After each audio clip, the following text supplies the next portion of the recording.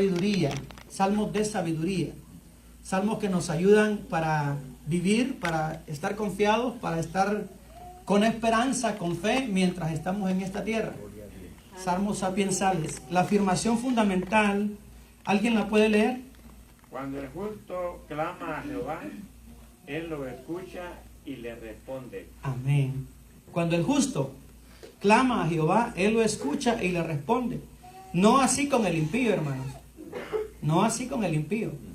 Cuando el justo clama a Jehová, Él lo escucha y le responde. El versículo para meditar, ¿alguien más que lo lea? Claman los justos y Jehová oye y los libra de todas sus angustias. Amén. Salmo 34, 17. Los objetivos. Después de estudiar la palabra de Dios en esta lección, el estudiante reconocerá que Jehová brinda protección al justo, independientemente de las circunstancias. Segundo, valorará la actitud de dependencia de Jehová del creyente en medio de la adversidad. Reafirmará su fe en Jehová al confiar en sus promesas, que sus promesas son verdaderas. Vamos a la lectura bíblica, Salmo 34. ¿Alguien me puede decir hasta qué versículo está en el maestro? Hasta el 22, completo, ¿verdad? Dice la palabra de Dios. Vamos a leer antifonalmente. Del 10 brinca al 17. ¿Perdón? Del 10 brinca al 17. Del 10 brinca al 17, ok. Ustedes me ayudan. Luego falta el 20 y el 21. Bendeciré a Jehová en todo tiempo. Su alabanza estará de continuo en mi boca. En Jehová se gloriará mi alma, gloriarán los mansos, se alegrarán. Engrandeced a Jehová conmigo y exaltemos aún a su nombre. Sea Jehová y él me oyó y me libró de todo. Los que miraron a él fueron alumbrados y sus rostros no fueron avergonzados. Este pobre clamó y oyó Jehová y lo libró de todas sus angustias. El ángel de Jehová acampa alrededor de los que le temen y los defiende. Gustad y ved que es bueno Jehová, dichoso el hombre en él. Temed a Jehová vosotros sus santos, pues nada falta a los que le temen. Los leoncillos necesitan y tienen hambre, pero los que buscan a Jehová no tendrán falta de ningún bien. Ahí se salta al 17. Claman los justos y Jehová oye y los libra de todas sus angustias. Cercano está Jehová a los quebrantados de corazón y salva a los constritos de espíritu. Muchas son las aflicciones del justo, pero de todas ellas le librará Jehová. Jehová redime el alma de sus siervos y no serán avergonzados cuantos confían en él. Amén. Gloria a Dios. Vamos a orar. Padre bueno, gracias Señor, te damos una vez más por tu bondad, por tu misericordia, Padre, por la oportunidad que nos brindas de estar una vez más adorando y bendiciendo tu nombre. Padre, ha llegado el momento de tu palabra. Te pedimos que tu Espíritu Santo nos guíe, que seas tú abriendo nuestro entendimiento, nuestra mente, nuestro corazón, nuestra disposición para escuchar tu palabra y aprender de ti. Ayúdanos, Señor, y guíanos por tu Espíritu Santo. Satúranos de tu Espíritu Santo. Ministranos por tu Espíritu Santo. En el nombre de Jesús te lo pedimos. Amén y amén. Gloria a Dios. Hermano, este salmo, en la introducción, este salmo es un salmo muy especial. Dios, a través de este salmo, nos tomará de la mano, nos agarrará de la mano y nos llevará junto a Él en esta vida. Pero también nos llevará, traspasará la barrera de la vida y pasará a la muerte. Y aún después de la muerte, Él seguirá con nuestra mano tomada. Él nos llevará a través de este salmo, no solo por la vida física, sino después de la vida física. Usted va a ver en este salmo que el Señor, la esperanza, la confianza, la fortaleza, la ayuda, el auxilio, la protección de Dios está sobre los justos, no solo durante la vida física, sino que después de la muerte, todavía Él está asido de nuestra mano. Todavía Él sigue tomándonos la mano. Amén. En este salmo el Señor nos va a ministrar de esa forma. El Salmo 34 fue escrito por David en tiempos de adversidad, cuando era perseguido por el rey Saúl. Este Salmo 34 debe de estar ubicado entre 1 de Samuel capítulo 21 al capítulo 29. En ese lapso el rey David escribió, o mejor dicho, el salmista David escribió este salmo. Todavía él no había sido nombrado rey de Israel, rey de Judá. Entonces él está siendo perseguido, 1 de Samuel capítulo 21, él está siendo perseguido por Saúl y está siendo correteado, como decimos, y lo anda persiguiendo de lugar en lugar, de cueva en cueva, y David anda huyendo. En esa desesperación, David tiene que huir al territorio filisteo. ¿Cuántos saben que David huyó a territorio filisteo? 1 de Samuel 21 en adelante, todo ese episodio ocurrió en la vida de David. Y el peligro era tan grande para David, no solo por los que le perseguían de su nación, sino también porque tiene que irse a territorio enemigo. Entonces David se ve acorralado, se ve en una situación de extremo peligro.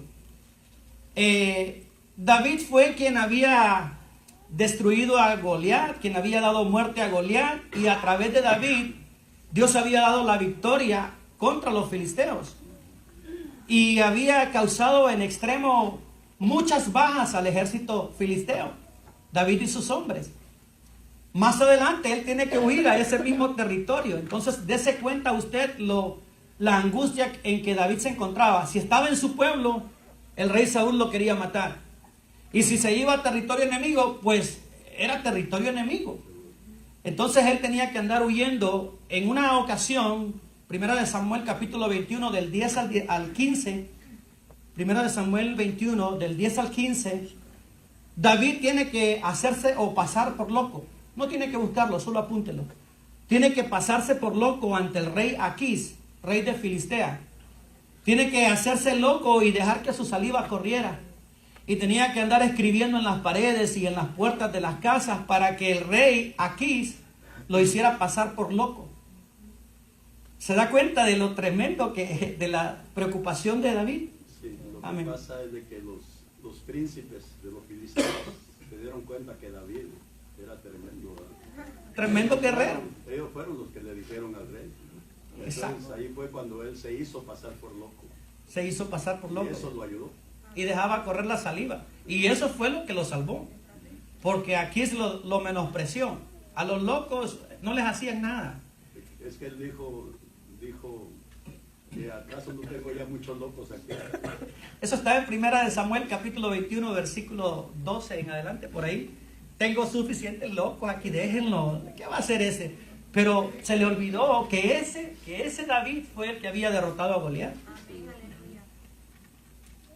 En 1 de Samuel capítulo 29 y 30, David, hermanos, pasó el tiempo y empezó a convivir con los filisteos. Aquí lo dejaba que conviviera y bueno, David merodeaba a otros pueblos y saqueaba con los hombres y conquistaba territorios y bienes de pueblos enemigos. De esa forma David subsistía y Aquís le permitió que hiciera eso. De hecho, en varias ocasiones le decía a Aquís, ¿dónde has merodeado hoy?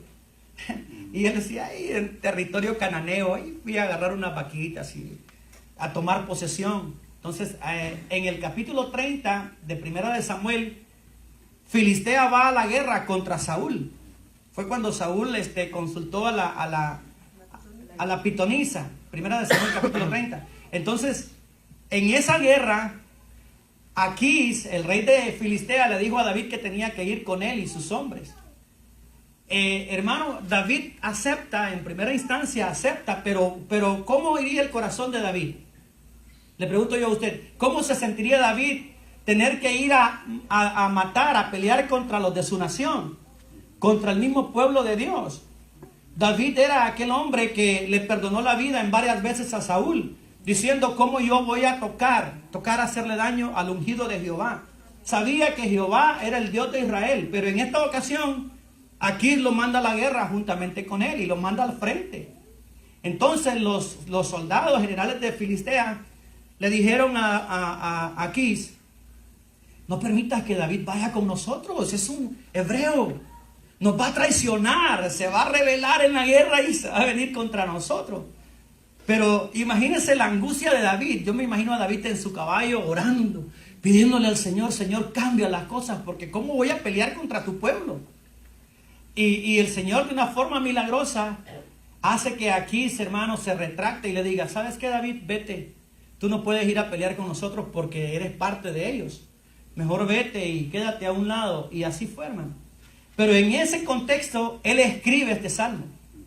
En esa amargura, en ese dilema, en esa situación, él escribe el Salmo 34. Ahí vio él la mano de Dios. Él vio la mano poderosa de Dios. Y en tiempos de adversidad, cuando era perseguido por un lado por el rey Saúl y por el otro lado los enemigos donde él vivía, él escribe este libro. Si usted observa, hermanos, el encabezado del Salmo dice, Salmo de David cuando mudó su semblante delante de Abimelech y él lo echó y se fue. Eso dice su Biblia. El encabezado de su Biblia, todos tienen ese encabezado. ¿Sabe, hermano? Ese encabezado es importante porque nos da una introducción acerca del contexto que David estaba viviendo. Abimelech, ese nombre Abimelech no era un nombre hebreo. No lo vamos a confundir con el nombre de Ahimelech. Ahimelech es una cosa y Abimelech es otra cosa. Era un título. Abimelech era un título que se les daba a los reyes de Filistea. No se vaya a confundir, hermano, porque usted va a ver ese nombre muchas veces en la Biblia, Abimelech. Pero Abimelech era un título que se les daba a los reyes de Filistea. Como en Egipto se les llamaba, ¿cómo a los reyes de Egipto? Faraones, los faraones. A los de Persia, ¿cómo se les llamaba? Jerjes. Los Jerjes, ¿se acuerdan de los Jerjes? A los babilonios se les llamaba Nabucodonosor. Nabucodonosor era un título. Nabuzadanadar, hijo de Nabucodonosor, eran títulos. A los emperadores romanos se les llamaba, ¿cómo? César. César, les decían César. Bueno, Abimelech era un título, no era un nombre. El nombre era Aquís. Pero el título de él como rey de Filistea era Abimelech. Entonces, ese era el nombre de Abimelech. David huye y se refugia en tierra de filisteos por 1 año y 4 meses. Eso está en 1 Samuel 27:7. 1 año, 4 meses estuvo Samuel en ese territorio. Vamos al punto 1. La naturaleza del júbilo en la persona que adora a Jehová. ¿Alguien que lea los versículos 1 y 2, por favor? Bendeciré a Jehová en todo tiempo, su alabanza estará de continuo en mi boca. En Jehová se gloriará mi alma, lo oirán los mansos y se alegrarán. Amén. En circunstancias de adversidad, el ser humano generalmente puede perder la capacidad para tomar decisiones adecuadas y manejar las crisis. Sin embargo, el fiel creyente en Jehová tiene su confianza depositada en sus promesas divinas. El salmista dice, bendeciré a Jehová en todo tiempo. Bueno, ¿cuál era el contexto de él? Perseguido por Saúl y perseguido por los enemigos filisteos. Y en esa circunstancia él dice, va a Jehová y dice, bendeciré a Jehová en todo tiempo. Yo por lo general, hermano, y usted quizá también, no tenemos problema en bendecir a Jehová cuando estamos bien, cuando tenemos un buen trabajo, cuando tenemos salud, cuando tenemos la refrigeradora, como dice el pastor, que hasta las salchichas salen por la puerta, ¿verdad? Está lleno el refrigerador y hay bendición y todo está bien. No tenemos ningún problema. Los domingos se llena la iglesia de hermanos así. Están bien bendecidos. Y adoran al Señor y alaban al Señor y se gozan y qué bueno. Y recibimos la palabra y nos vamos bien contentos, ¿verdad? Porque estamos bien bendecidos. Pero cuando estamos en necesidad, cuando estamos en adversidad, cuando estamos en dificultades, cuando estamos en medio de una crisis, cuando estamos en medio de un diagnóstico con una enfermedad cruel, ¿podremos decir, bendeciré a Jehová en todo tiempo? Su alabanza estará de continuo en mi boca. Es decir, la alabanza a Jehová brotará siempre, no importa las circunstancias. La alabanza de Jehová estará siempre en mi boca. Bendeciré al Señor en todo tiempo. y yo estaré alabando siempre al Señor en todo momento. Su alabanza estará de continuo en mi boca. David entendía muy bien. David era un adorador, hermanos. David era un adorador por excelencia. Él entendía que en circunstancias buenas Jehová estaba con él, pero también entendía que en circunstancias malas era la voluntad de Dios que él estuviera pasando. ¿Se acuerdan de Simeí? Aquel que maldecía a David cuando subía la cuesta del Monte de los Olivos, y David iba subiendo con su ejército, iba con su general, y Simeí, descendiente de Saúl o familia de Saúl, estaba al otro lado del cerco y le decía: eres un incircunciso, eres un maldecido por Dios. Dios te ha hecho maldición por lo que tú hiciste con Saúl. Y lo maldecía, hermano. Y le tiraba tierra así a David. Y David, hermano, que tenía el corazón de Dios, Joab le dice: ¿quién es este perro muerto para que ofenda así al siervo del Señor, al príncipe del pueblo del Señor? Joab era el general de David. Déjame, le dice Joab, déjame pasar al otro lado y le voy a dar uno solo, porque Joab era un guerrero terrible, hermano. Le voy a dar uno solo y no se va a levantar con la espada.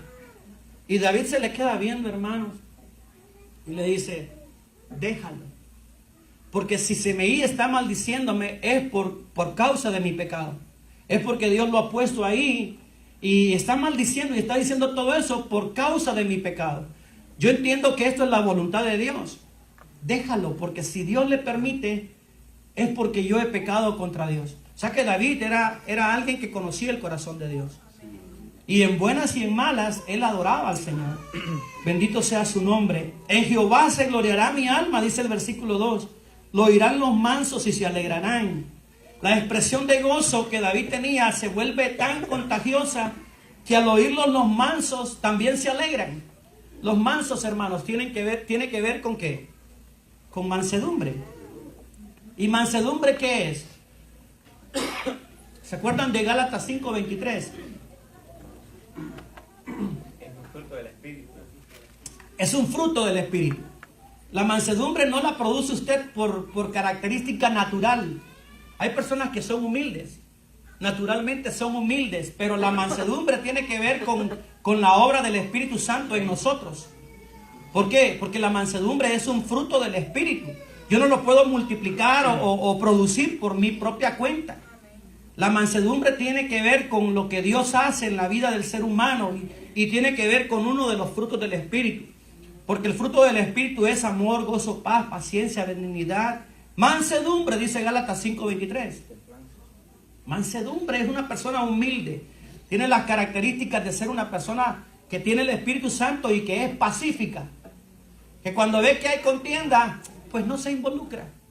O cuando le ofenden, pues no reacciona con las características propias del ser humano. No reacciona con cólera, con ira, con venganza, con deseo de desquitarse, sino que le deja todo al Señor. ¿Ha visto personas usted así?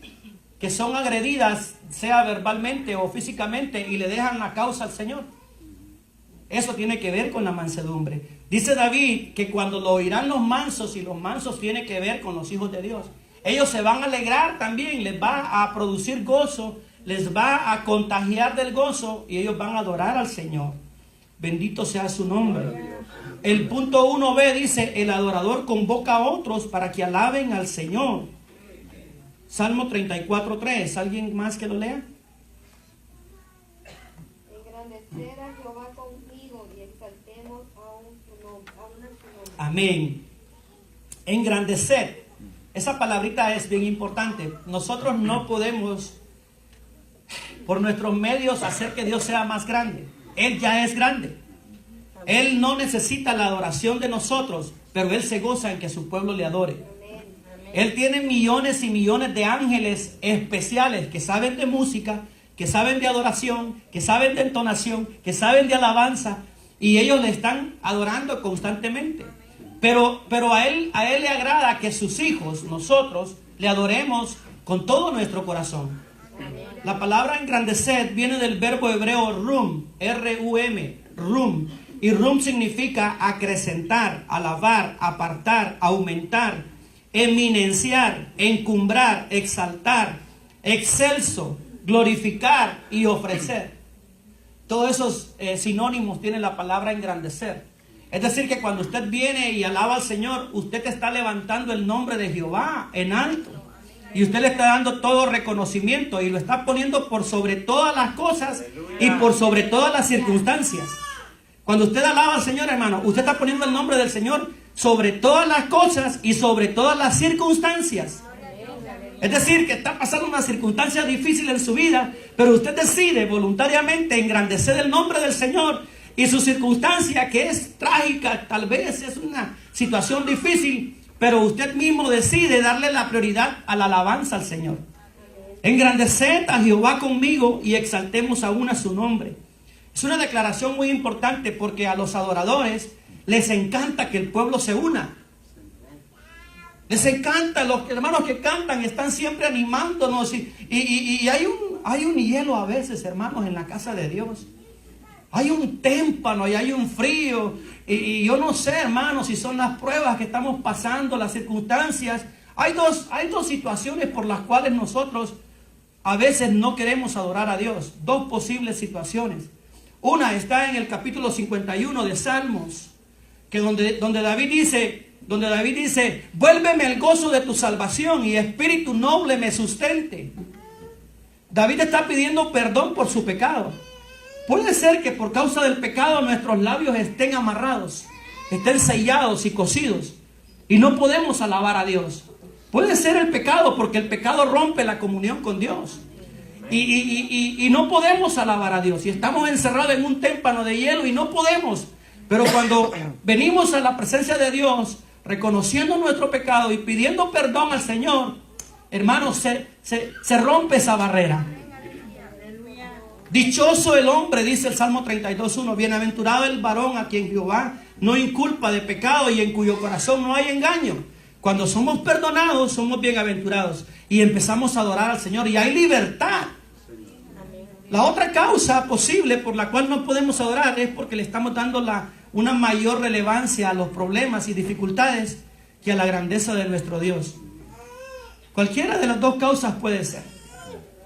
Pero el salmista dice, engrandezcan el nombre de Jehová juntamente conmigo y alaben aún a su nombre.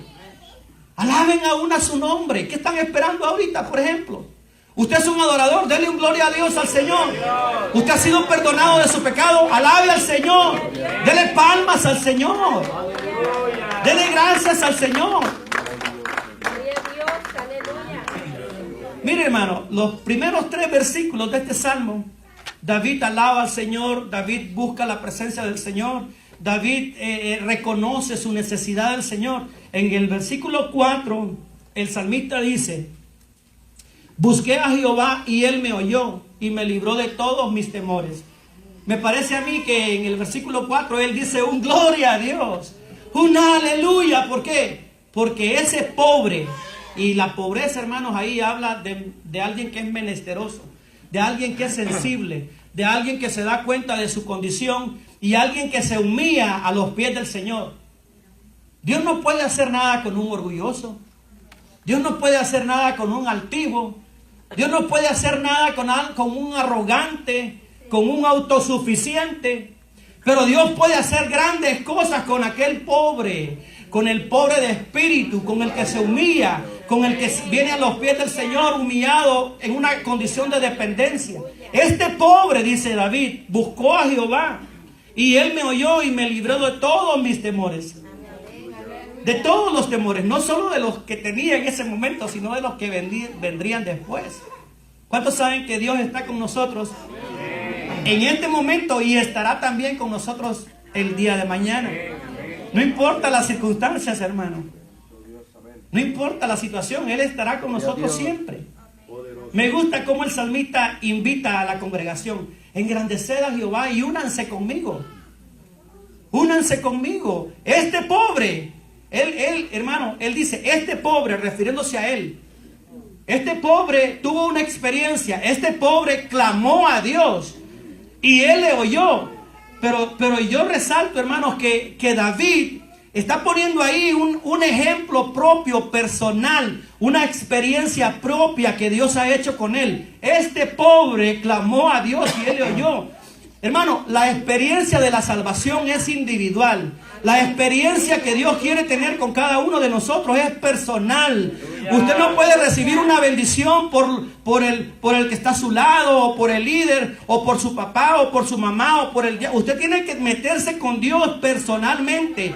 Yo busco a Jehová y Él me oye, dice David. Yo tengo una relación íntima con Dios y Él me escucha y Él me oye y me extiende su mano. Aleluya. Algunos esperan ser bendecidos por lo que los demás hacen. ¿Se acuerda de las vírgenes, las 10 vírgenes?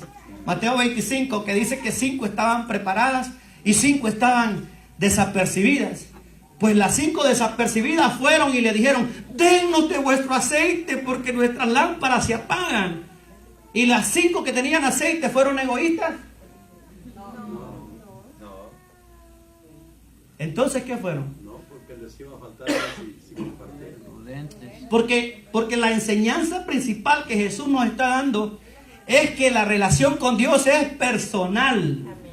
Es que la relación con Dios es algo que yo no le puedo transmitir a mis hijos en el sentido de que experimenten lo mismo que yo estoy experimentando. El adorador quiere que usted también se meta en la adoración y que usted, ¿cómo quisiéramos nosotros, el pastor, los líderes y los hermanos que ministran, cómo quisiéramos que sintieran ese fuego que uno está sintiendo? Claro que sí, en el buen sentido deseamos compartir eso, pero usted tiene que pelear su bendición. Usted tiene que pelear su bendición. Busqué a Jehová y Él me oyó. Yo busqué a Jehová en mi angustia y Él me oyó y me libró de todos los temores.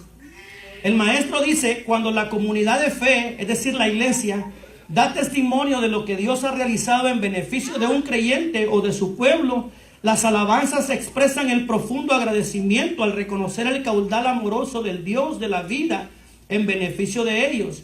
Dios recibe las alabanzas que brotan del ser integral del adorador. Dios recibe las alabanzas que brotan del corazón del adorador. El punto 2, causas de júbilo en el creyente en Jehová.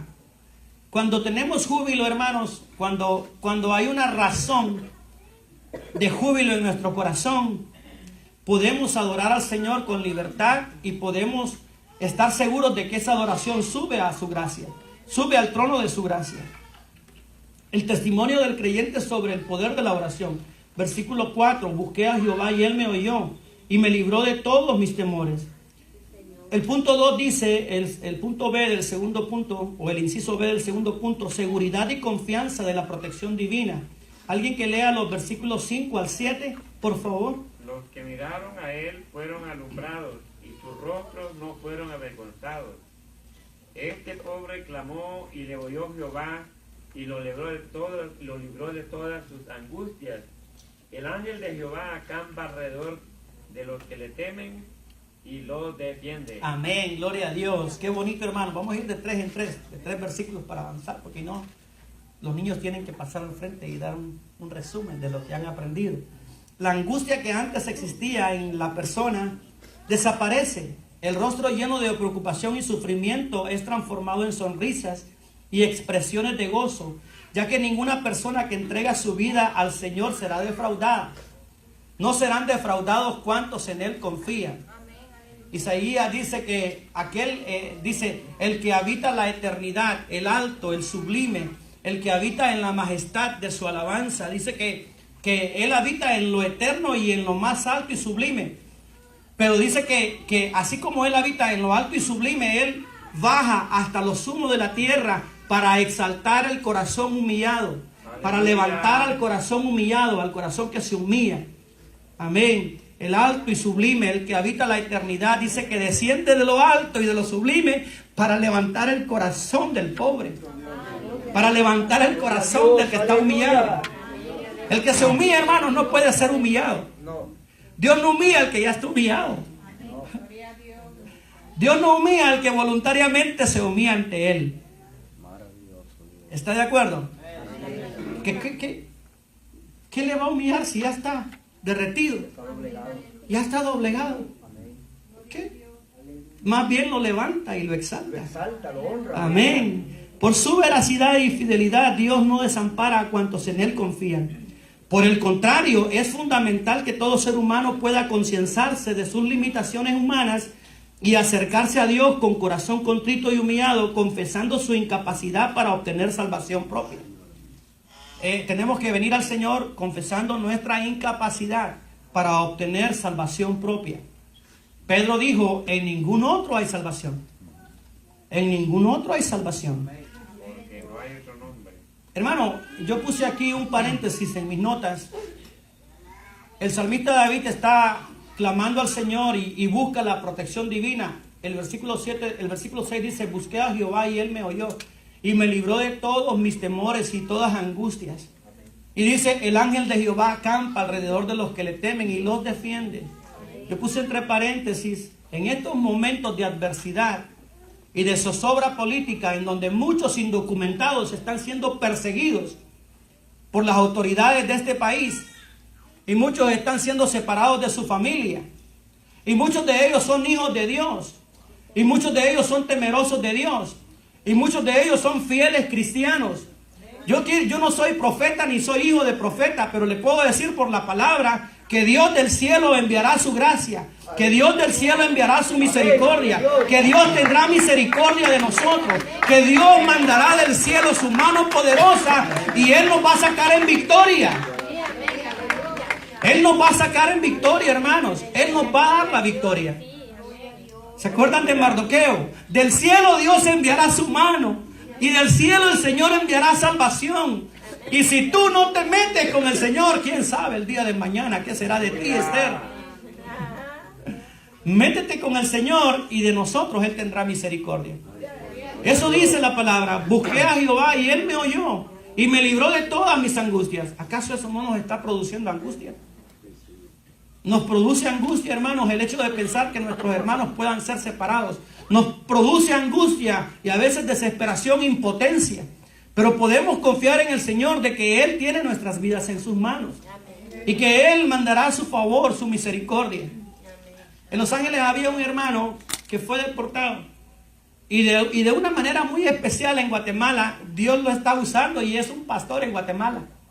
Y ahora tiene una iglesia en Guatemala y está ahí trabajando y tiene una congregación muy hermosa que Dios le ha dado al hermano Frey, un hermano de Los Ángeles.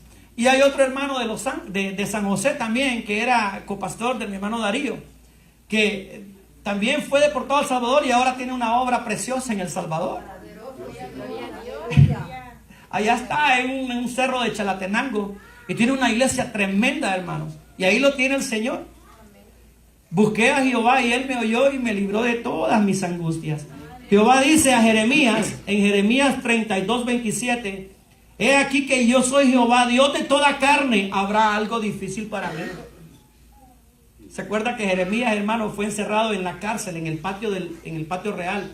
Y después de eso lo metieron en un foso séptico. Foso séptico, hermano. Y ahí es donde el Señor le dice, clama a mí y yo te... En un foso séptico. En un foso séptico fue cuando el Señor se le reveló y le dice, clama a mí y yo te responderé. Porque nosotros a veces decimos ese versículo, pero cuando lo decimos y hemos estudiado el contexto, nos lleva la mente a cómo Jeremías estaba, hermano, en medio de la cloaca.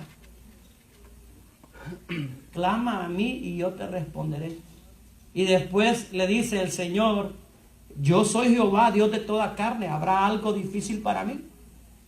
Jeremías capítulo 32, versículo 27. La mención en el versículo 7 del ángel del Señor es algo muy importante. El ángel del Señor, no quiero entrar en detalles, pero el ángel del Señor en el Antiguo Testamento es lo que nosotros llamamos una teofanía. ¿Qué es una teofanía, los hermanos? Los hermanos que han estudiado. Se le llama teofanía a las apariciones. Teo quiere decir Dios. Teo quiere decir Dios. Fanía quiere decir aparición. Teofanía es una palabra compuesta y se refiere a las apariciones de Jesucristo en el Antiguo Testamento. Cuando Jesucristo se aparecía en el Antiguo Testamento, la Biblia le da ese nombre, ese título, el ángel de Jehová. Él no es un ángel, pero cuando dice el ángel de Jehová, le está dando la distinción de ser uno único. Único, el ángel, no es un ángel, no, dice el ángel, dando la indicación que es uno, el importante, el especial, el poderoso. Y esa es una teofanía, es una aparición de Cristo en el Antiguo Testamento. Usted no va a ver por ninguna parte del Nuevo Testamento la mención del ángel de Jehová. Porque el ángel de Jehová es Cristo mismo, ya hecho hombre en el Nuevo Testamento. Ya es el Mesías, ya es el Hijo de Dios en el Nuevo Testamento. Y usted no va a ver esa expresión en el Nuevo Testamento. La va a encontrar allá en el Antiguo Testamento. Pero es una referencia a Cristo Jesús. ¿Cuántos testimonios encontramos en la Biblia, hermanos, y en nuestras propias vidas, en donde hemos visto el ángel de Jehová a nuestro lado? Tal vez en la mayoría de ocasiones usted ni cuenta, pero cuando llegue al cielo usted va a ver la espalda del ángel de Jehová y lo va a ver tan lacerado, y usted le va a preguntar: ¿y esa herida que tienes en la espalda? ¿Y esta aquí? ¿Y esta? ¿Y esta gran marca que pasó aquí? No, mira, esa vez allá en Las Vegas, en tal fecha, en tal circunstancia, yo te libré. Hubo un accidente tan terrible que yo te desvié por otro lado y ni cuenta te diste. Entonces es este que tengo aquí. Y este que tienes, esa fue otra vez allá en El Salvador. Cuando el terremoto y tú estabas cambiando la llanta y en ese momento llegó el hermano Toñito y te llamó y te preguntó si ibas a querer queso. Y cuando estaba preguntándote el terremoto y el zamaquión y se cayó el carro de la mica. Ahí te libré. Ahí estuve contigo. Fue una experiencia que le pasó a mi papá. El 10 de octubre del 86. Y Dios lo libró de morir aplastado, hermano. Hermano, el ángel de Jehová acampa alrededor nuestro. Lo que pasa es que no nos damos cuenta. Nuestra vista física es una vista limitada. Pero si viéramos espiritualmente, nos daríamos cuenta de cuánto el ángel de Jehová ha intervenido para que nosotros aún tengamos vida. Versículo punto 3, efectos que produce el júbilo en la vida individual, invitación y afirmación para adorar a Dios. Versículo 8 al 10 dice: gustad y ved que es bueno Jehová, dichoso el hombre que confía en él. Temed a Jehová vosotros sus santos, pues nada falta a los que le temen. Los leoncillos necesitan y tienen hambre, pero los que buscan a Jehová no tendrán falta de ningún bien. El versículo 8 dice: gustad y ved que es bueno Jehová. ¿Ha oído usted la expresión que dicen: prueba a Jehová, prueba a Cristo, prueba a Jesús? ¿Ha oído esa expresión? A veces presentamos a Jesús como si el Señor fuera un refrigerador. Pruébalo y si no te gusta lo devuelves. Prueba la estufa y ¿ha visto usted esos comerciales en las tiendas? Lléveselo y pague en enero. Pruébelo y si le gusta se queda con él. No se está refiriendo a eso David aquí. Gustad y ved que es bueno Jehová. Él había tenido la experiencia propia, como dice el versículo 4, de que Jehová le había respondido. No se refiere a que vamos a buscar muchas alternativas y dentro de una de esas alternativas está Dios, como si fuera otro Dios más. No se refiere a eso, hermano. No se refiere a eso. Se refiere que tenemos que probar al Señor en experiencia propia. Es una experiencia experimental en mi corazón. Es deleitarnos y no recibir o no ser influenciados por la bendición de otro sin yo tenerla, sin yo experimentarla. ¿Cómo poder explicar esto? Yo no puedo gozarme, yo no puedo ser instrumento aquí en la música, en la adoración, y observar que el pueblo se está gozando porque está en adoración el pueblo y está en una comunión con Dios, pero yo soy solo un instrumento. Esa bendición usted la está recibiendo, pero yo no la estoy recibiendo, o puede ser lo contrario. Yo tengo que experimentar por mi propia carne, por mi propia experiencia lo que Dios es en mi vida. Gustad y ved que es bueno Jehová. Dichoso el hombre que pone en él su confianza, que confía en él, que se agarra de él, que se aprieta de él, que lo aprieta, que lo tiene y que no lo suelta. No quiere decir que usted solo lo va a probar por ahora, 2, 3 días y luego lo suelta. Como hace con el refrigerador o como con algo que no le gustó y lo devuelve. Eso no es así. Eso no es así, hermano. Cuando usted prueba, hay una porción bíblica en Hebreos capítulo 6, que no tiene que buscarlo ni nada, pero hay una expresión bíblica que dice que aquellos que gustaron y probaron el don de la salvación y se volvieron atrás. Se refiere, hermanos, como cuando usted le dan a probar un pedacito de queso en Walmart o en Costco. Le dan un pedacito y usted lo agarra con el palillo y oh, wow, it's delicious. Cómprelo, le dice la señora.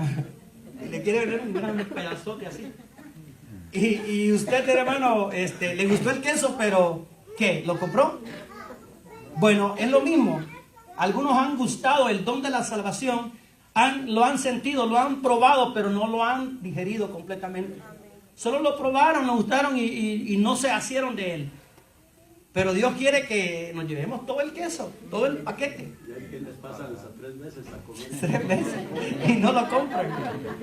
Hay muchos cristianos que gustan, que se gozan, que tienen la oportunidad de probar, de gustar y ver que Dios es bueno y que Dios ha sido muy misericordioso con ellos, pero no se meten con completo, por entero, no se entregan, están en dos pensamientos, están en 2 tintas, están en 2 caminos, están en 2 vidas. Y hermano, estar así es estar en el mundo. Estar así es estar en el mundo. Saben que Dios es bueno, saben que Dios es misericordioso, pero no quieren compromisos con el Señor.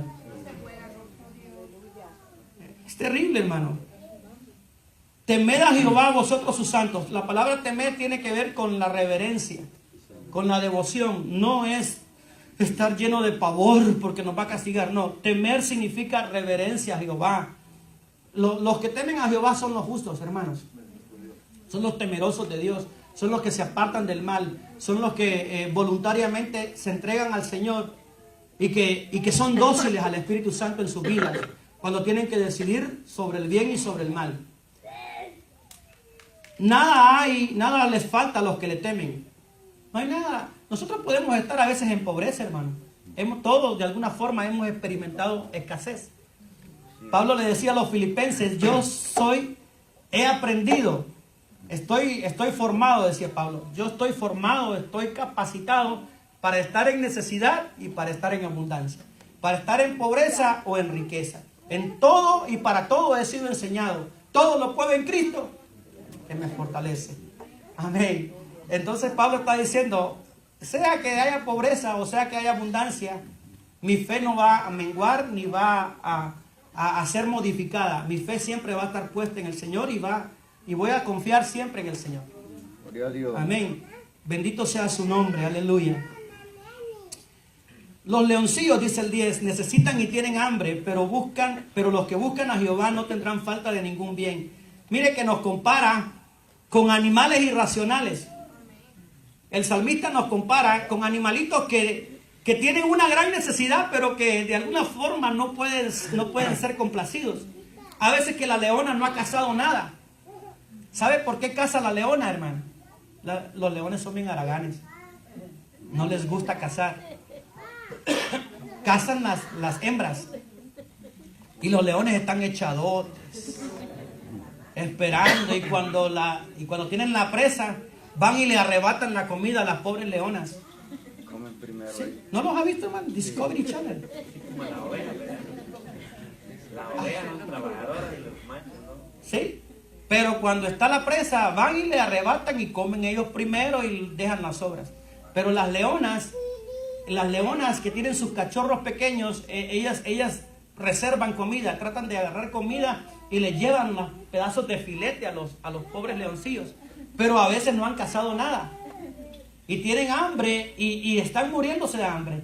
Y nos compara el salmista con estos animalitos. Pero luego dice, los que confían en Jehová no tendrán falta de ningún bien. No tendrán falta. Ellos tienen hambre y no son saciados. Eso es lo que nos está dando a entender. Pero los que buscan a Jehová no tendrán falta de ningún bien. Y si se está refiriendo a los leoncillos y los está comparando con comida, está hablando de algo físico. Está hablando de nuestras necesidades físicas. Porque David en esas circunstancias, él tenía que merodear y tenía que ir a buscar comida. ¿Se acuerdan? Primera de Samuel capítulo 25, donde él va con Nabal a pedirle alimento, pero no le da alimento. Pero él dice que él confía en el Señor. Avancemos, hermanos, versículo 11 al 13. Venid, hijos, oídme. El temor de Jehová os enseñaré. Es un padre enseñándole a sus hijos. Es un padre enseñándole a sus hijos. Le va a enseñar en el consejo de la palabra y le va a enseñar en el ejemplo de su conducta. ¿Cómo le enseña un padre a sus hijos? Se los acabo de decir. Les enseña con el ejemplo, con la palabra, con la palabra, porque es elemental la palabra. Pero, ¿y el ejemplo dónde lo dejamos? Porque a veces somos así, hermanos. A veces somos muy teóricos. Por ejemplo, mi esposa me dice cada rato, yo soy bien teórico. Ah, soy bien teórico, pero tenés que practicarlo también. Y gracias a Dios porque la tengo a ella. Porque ¿qué mejor exhortación que la mujer que Dios me ha dado? ¿Sí o no? Entonces yo tengo que ser práctico también. Tengo que ser práctico. Tengo que enseñarle a mis hijos con la palabra y tengo que enseñarles con la praxis, con la práctica. Venid, hijos, oídme, el temor de Jehová os enseñaré. ¿Quién es el hombre que desea vida? ¿Que desea muchos días para ver el bien? Él hace una pregunta y él mismo se responde en el versículo 13. Guarda tu lengua del mal y tus labios de hablar engaño. Ay, santo, ¿cuánto tengo que aprender yo de esto? Ah, pero también tal vez usted. Guarda tu lengua. ¿Quieres ver muchos días? Es decir, ¿quieres preservar tu vida física? ¿Quieres preservar tu comunión con Dios? Ajá, pero aquí se está refiriendo a, ¿quieres conservar la vida? ¿Quieres ser prudente en tu vida? Mire, hermano, las grandes guerras, todas las guerras han empezado por la boca. Por algo, por un comentario, por una ofensa de países a países. ¿Se acuerda usted de aquel versículo que está en Proverbios que dice, la vida y la muerte en poder de la lengua están? ¿Ha oído esa expresión en los mensajes, en algunos mensajes? Que dice, lo que tú confieses, eso vas a recibir. Bueno, y usan ese versículo. La vida y la muerte en poder de la lengua están. Pero si usted lee todo el versículo, todo el capítulo, usted se está dando cuenta que Salomón está diciendo que se cierre la boca, que cuide sus palabras, porque de sus palabras depende que usted preserve la vida o que la pierda. Que sea prudente con lo que se dice, porque las palabras pueden ocasionar grandes daños. Eso lo dice Santiago también. Dice que la lengua es peor que un fuego, que la rueda de fuego, dice que enciende toda la naturaleza de la creación, dice. ¿Quién puede controlar la lengua? Dice Salomón, dice Santiago. El hombre que es capaz de controlar la lengua es capaz de tomar por asalto una ciudad. El que controla la lengua. Pero ¿cuánto tenemos que aprender de esto, hermano? ¿En cuántos problemas nos hemos metido por la lengüita? Y ustedes se ríen, pero ustedes saben que es cierto. Es cierto. Entonces David dice, ¿quién es el hombre que desea vida? Que desea muchos días para ver el bien. Guarda tu lengua del mal y tus labios de hablar engaño. Apártate del mal y haz el bien. Busca la paz y síguela. Me acuerdo del hermano Nacho Andrade, El Salvador. Estábamos con él en febrero de este año que pasó y nos dijo una anécdota acerca de este versículo. Había un hermano que seguía a una hermanita que se llamaba Paz. La seguía, la correteaba y la hermanita va al pastor y le dice, pastor, dígale a este hermano que deje de estarme acosando. Ya no lo aguanto. Y le pregunta el pastor, bueno, ¿y usted por qué hace eso? Ah, es que la Biblia dice, busca la paz y síguela. Ella se llama Pasita. Se llama Paz y le decimos Pasita. Y la andaba correteando a la hermana. No se refiere a eso. Busque la paz de Cristo. Y siga la paz de Cristo. No vaya a buscar una hermanita que llama Paz. No. El versículo 15. Los ojos de Jehová están sobre los justos y atentos sus oídos al clamor de ellos. Este Salmo 34, hermanos, tiene muchas antítesis. yo les he explicado. Tiene muchos versículos que seguido del otro, el otro como que lo contrapone.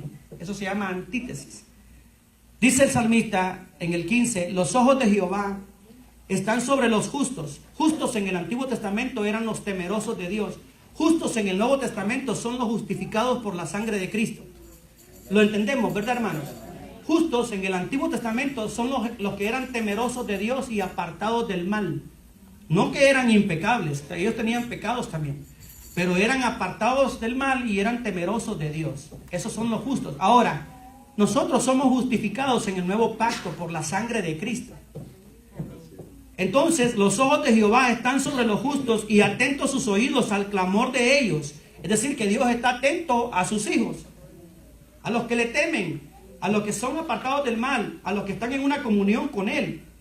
Está atento con sus oídos. Pero mire la antítesis, el 16. La ira de Jehová contra los que hacen mal para cortar de la tierra la memoria de ellos. ¿Sí se da cuenta de la antítesis? ¿Sí se da cuenta de que un versículo nos da la mano del Señor, nos da la esperanza, pero el otro dice que lo que pasa con los impíos?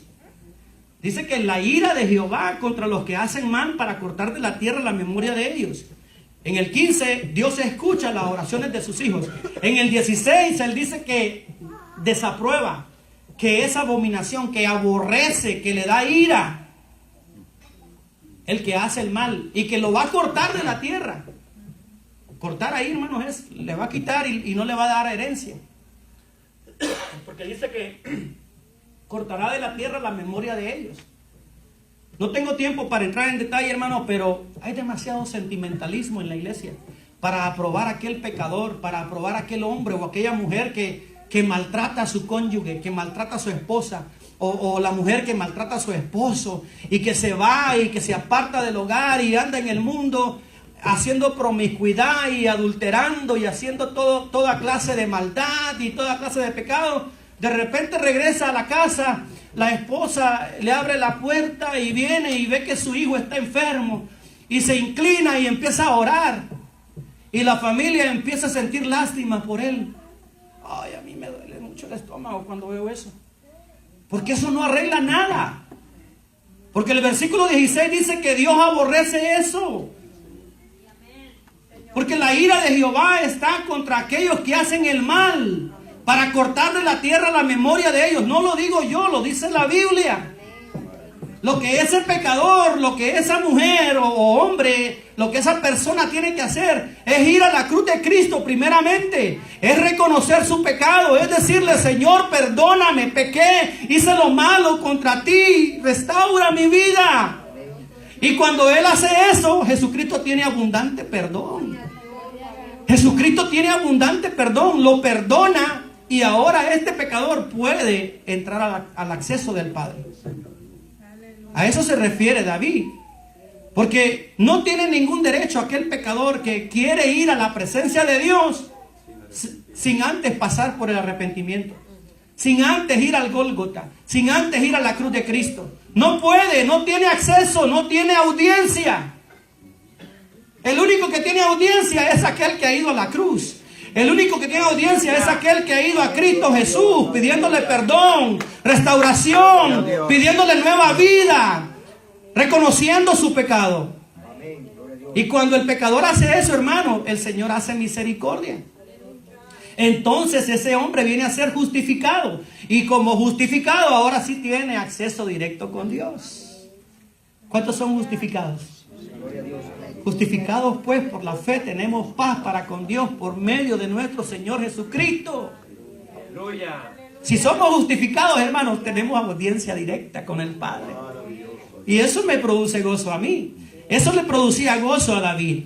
Pero dice que la ira de Jehová está contra aquellos que hacen el mal para cortar la memoria de ellos. Está terrible esto, hermano. Cuando yo estudio esto, a mí se me pone la piel de gallina. Porque a veces nosotros pensamos y teológicamente a veces nos equivocamos, porque pensamos que Dios está llorando y está derramando sus lágrimas cuando ve que el pecador se pierde. Pero si nos vamos a la teología y a estudiar la palabra de Dios, no es Dios el que está llorando y el que está ahí lamentándose como un juez cuando hace justicia y cuando tiene que dictar sentencia al criminal. Él lo va a hacer con toda autoridad. Jesucristo lo va a hacer como juez justo, según la palabra de Dios. Él juzgará como juez justo. Pero ahorita estamos en la dispensación de la gracia, en donde todo ser humano tiene la posibilidad de recibir a Cristo Jesús. Pero el día del juicio, Él no va a estar llorando. Ay, te perdiste, te perdiste. No, Él va a impartir justicia como león de la tribu de Judá. Eso lo dice la Biblia. Ahorita el que se contriste, el que se contrista, el que se entristece es el Espíritu Santo. Es el Espíritu Santo que se contrista, que se entristece. ¿Por qué? Porque el pecador rechaza a Jesucristo. Dice aquí que la ira del Señor está contra Jesús. Pasemos al punto 3b. Amén, pastor. Sí, yo siempre he creído también que al estar ya con el Señor, si algún familiar se ha quedado, ya no lo vamos a ver como familiar, sino como un pecador. Y no vamos a sufrir por ello. De la misma manera, que así como usted está explicando del Señor, ¿verdad? Que Él no va a sentir ningún remordimiento porque la persona cayó, porque le dio mucha oportunidad. Sí, es que a veces no acomodamos bien la teología. Dios el Padre, Dios el Hijo y Dios el Espíritu Santo. Y cada uno de ellos tienen una función primordial. Por ejemplo, Dios el Padre es primordialmente creador. Dios el Hijo es primordialmente redentor. Dios el Espíritu Santo es primordialmente santificador. Y como santificador, Él nos quiere solamente de propiedad exclusiva para el Hijo, para que seamos propiedad de Cristo Jesús. Entonces, en aquel día del juicio, Él va a juzgar, como dice Apocalipsis, dice que su cinto será cinto de justicia. Será cinto de justicia. Ahorita el Espíritu Santo se contrista. Y sí, en la unicidad de Dios, el Padre, el Hijo y el Espíritu Santo, el Espíritu Santo se entristece como Dios, ¿verdad? Pero en aquel día del juicio, hermano, ahí va a juzgar con toda equidad y rectitud. Pasemos al punto 3b. El adorador proclama que Jehová ve las aflicciones del justo y lo libra. La persona justa, cuando se acerca a Jehová creyendo en Él, le irá bien. Los ojos de Jehová están sobre los justos. El versículo 15 dice, claman los justos. Ese clamor, hermano, ese clamor es el mismo clamor que hicieron las 10 vírgenes. Dice, no, que hizo el que anunciaba al esposo. Se oyó un clamor. Bueno, 5 de esas 10 vírgenes clamaron para que se abriera la puerta. ¡Ábrenos, ábrenos! ¿Se acuerdan de ese clamor? Es un clamor de desesperación. Claman los justos. Esto habla de que nosotros también, hermanos, a veces clamamos con desesperación. No tenemos salida y no tenemos ninguna opción sino ir a Cristo, sino ir a Dios. Claman los justos y Jehová oye y los libra de todas sus angustias. Miren lo que dice el 18. Cercano está Jehová a quienes. Ahí está la respuesta, hermano. Muchos no reciben respuesta del Señor porque no se quebrantan, no vienen humildes al Señor, sino que vienen como esos niños malcriados exigiendo. Dame aquí, dame allá, dame acá. No sabemos de autoridad, no sabemos de sometimiento, no sabemos de respeto al Señor. A ver, que su niño le diga así, dame aquí, dame allá. No, le da una, ¿verdad, hermano? Le da, pero una buena nalgada. Sí, ¿por qué? Porque no es la forma en que tenemos que ir al Señor. Claman los justos y Jehová los oye y los libra de todas sus angustias. Cercano está Jehová a los quebrantados de corazón. Y un quebrantado nunca va a ir exigiendo. Nunca. Un quebrantado va a ir como aquel que decía, sé propicio a mí.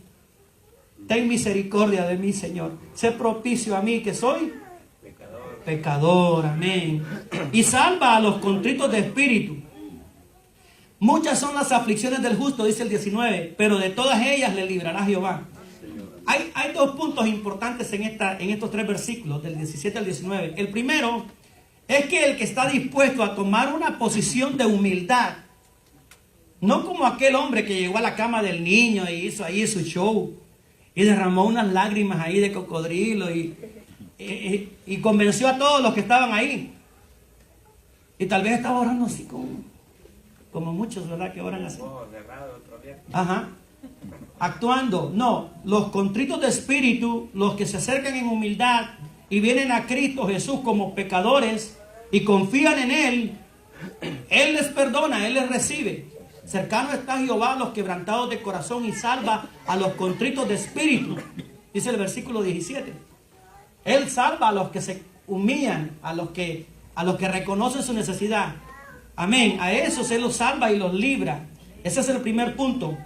Jehová está atento a nuestro clamor. La persona fiel al Señor tiene el privilegio de audiencia, por así decirlo, ya que Dios recompensa nuestra fe y nuestra fidelidad a Él. Hermanos, cuando nosotros estamos en pruebas es cuando más debemos ser fieles al Señor. ¿O escucharon lo que les dije? Cuando nosotros estamos pasando pruebas es cuando más usted debe de ser fiel al Señor.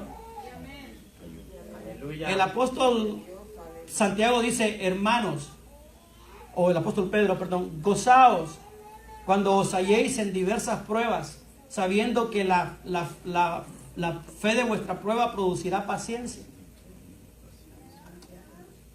Hermano, y Santiago dice, tened por sumo gozo cuando os halléis en diversas pruebas. Los dos dicen, Pedro y Santiago. Y yo preguntaba, ¿cómo se puede tener gozo cuando se está sufriendo, hermano? Qué paradoja, qué contrariedad. ¿Cómo puede alguien gozarse cuando está sufriendo? Cuando está en angustia. ¿Sabe cómo puede gozarse? ¿O sabe por qué puede gozarse? Porque cada vez que nosotros estamos en prueba, Dios nos da una oportunidad para demostrarnos a nosotros mismos cuánto le amamos y cuán fieles podemos ser al Señor en la prueba. No tenemos otra oportunidad más valiosa y más preciosa que demostrarle al Señor Jesús, no para que Él lo sepa, porque Él lo sabe todo, sino para mostrarnos a nosotros mismos cuánto le amamos y cuánto decidimos serle fiel. Pero hay hermanos que apenas viene una pruebita, hermanos, y se van y se retractan y se desaniman. Pero cuando viene la prueba, usted tiene la oportunidad de mostrarse a usted mismo que usted ama al Señor, que usted es fiel al Señor. Yo creo que no hay una alabanza tan sublime y tan especial para el Señor que ver que su hijo en medio de la tribulación y de la prueba sigue fiel. ¿Cómo se sentirá el Señor porque Él nos prueba, hermanos? Las pruebas que vienen a nuestras vidas, Él quiere que nosotros sepamos en conciencia propia cuán sólidos somos en la fe, cuán firme, cuán fuerte y cuán decididos somos en la fe. Por eso Él envía pruebas a nuestras vidas. ¿Están de acuerdo? Amén. Aleluya. Ahora, el segundo punto que quiero destacar está en el versículo 19. Dice, muchas son las aflicciones del justo. ¿Cuántas son? Porque algunos dicen, no, hermano, yo pensaba que cuando me hice cristiano no iba a tener problemas. Yo pensaba que al hacerme aleluya, al hacerme gloria a Dios, no, todo me iba a salir bien. Iba a ser aceptado, respetado. Pero no, veo que se me incrementaron las situaciones difíciles. Veo que, no, hombre, mejor para estar sufriendo así, mejor me quedo en el mundial. Me quedo allá. Hay unos que dicen, cuando no era cristiano hasta tenía dinero y ahora no tengo nada. Hay un montón de objeciones que las personas presentan. Pero dice la Biblia que muchas son las aflicciones. Yo no sé si son más. Yo pienso que sí. Son mayores las aflicciones del justo que del impío. Porque el impío, ¿quién se le opone? ¿O quién le presenta pleito? ¿O quién le presenta oposición? Ya que va en la dirección en la cual va el mundo. Va en la misma dirección y ¿qué? Es aceptado. Es aceptado. Sí. Es aceptado. Un grupo de personas hablando chistes vulgares y todo tipo de conversaciones sucias. Y un impío se une, y comparte y empieza a reírse con él. Pero un hijo de Dios, apenas escucha algo, se aparta. Se aparta y se nota, deja ver su incomodidad, deja ver su disgusto. Se aparta y luego le preguntan, ¿y tú por qué eres así? No, yo soy hijo de Dios.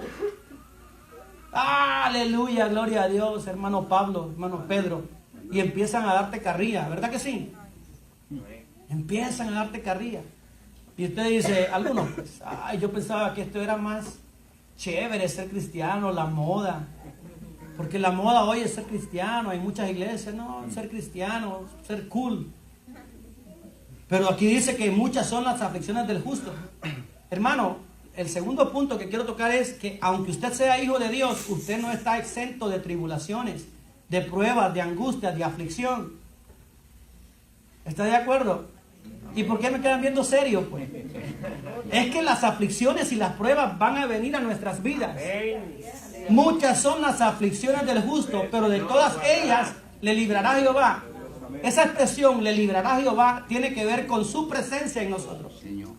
No quiere decir que lo va a llevar por otro caminito, lo va a llevar aquí por un surco, por un caminito ahí, rodeando el camino principal de la prueba. No, hermano, no quiere decir eso. Quiere decir que lo va a pasar por en medio del desierto, pero su mano va a ir con usted. Le voy a hacer una pregunta capciosa. ¿Qué prefiere usted? ¿No tener aflicción ninguna? ¿O tener aflicción y tener la seguridad de sentir la mano del Señor tomando la suya? Se lo voy a preguntar otra vez. ¿Qué prefiere usted? ¿No tener aflicción ni prueba alguna en su vida? ¿O tenerlas, pero sentir, como dice David, busqué a Jehová y él me oyó? Sentir la mano de Jehová que él va tomando la suya y lo va llevando en medio de la aflicción. Está bueno que lo piense y que no responda. Pero yo prefiero, ahorita le doy, pero yo prefiero, hermanos, tener la mano del Señor, su presencia conmigo y tener que pasar esas pruebas, por duras que sean. Dele, hermano. Lo estamos gozando, hermanos.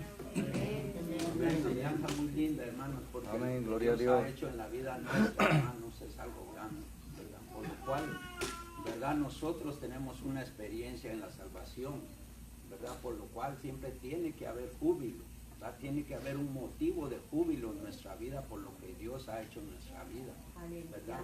De nuestros hijos, las hijas, ¿verdad? Las esposas, los esposos. Entonces siempre tiene que haber ese júbilo, ¿verdad? Así como estamos estudiando, ¿verdad? Del júbilo del cristiano y de la mujer cristiana, siempre tiene que haber júbilo, alegría y gozo en nuestra vida por lo que Dios ha hecho en nuestra vida, ¿verdad? Porque no es una cosa pequeña, sino es una salvación grande. Amén. Que el Señor ha hecho en nuestra vida. Gracias, hermano César. Hermano, yo al principio les dije que este salmo Dios nos iba a tomar de la mano y nos iba a llevar por medio de la vida, pero también nos iba a llevar después de la vida, en la muerte, ¿verdad? Vamos a eso, terminamos. 19, muchas son las aflicciones del justo, pero de todas ellas le librará Jehová. El 20, Él guarda todos sus huesos. Ya aquí, hermano, ¿están conmigo todavía? En el versículo 20. Ya aquí el salmista está hablando ya no de la vida física. Dígame si no tenía revelación David. ¿Se acuerdan que a Jesucristo no le quebraron ninguno de sus huesos? Él le librará, dice, Él guarda todos sus huesos, ni uno de ellos será quebrantado. Está hablando más allá de la vida. Sigue diciendo, matará al malo la maldad, y los que aborrecen al justo serán condenados. Ahí está otra antítesis. Primero dice, Él guarda los huesos de sus hijos, ni uno de ellos será quebrantado. Está hablando de la muerte. Matará al malo la maldad, y los que aborrecen al justo serán condenados. Hermano, a los que esperan en Jehová, Él nos va a guiar aún más allá de la muerte.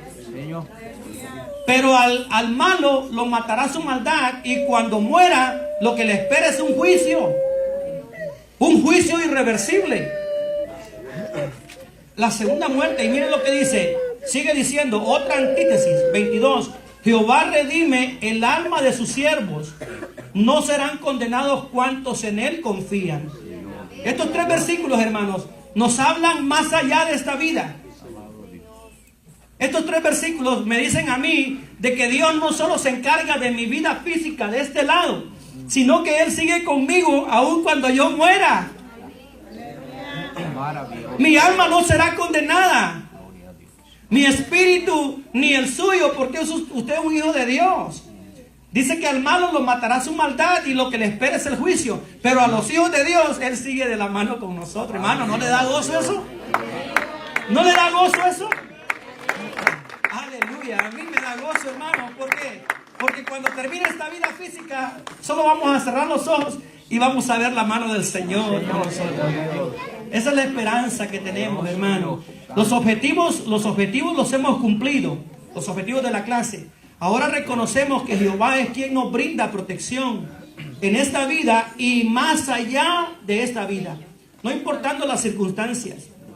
Segundo objetivo, ahora valoramos que dependemos, que hay en nosotros una actitud de dependencia. ¿Cuántos dependen del Señor? ¿Cuántos dependen de su gracia? Dependemos de su gracia, dependemos de su misericordia cada día. El tercer objetivo dice, ahora reafirmamos nuestra fe en Jehová. Al confiar que sus promesas son verdaderas, el hecho que su mano esté sobre los justos no significa que estamos exentos de aflicciones. Lo fundamental es tener fe, sabiendo que en medio de la adversidad que se sufre en la vida, la presencia de Jehová será siempre infalible en la vida del creyente. Amén. Amén, hermanos.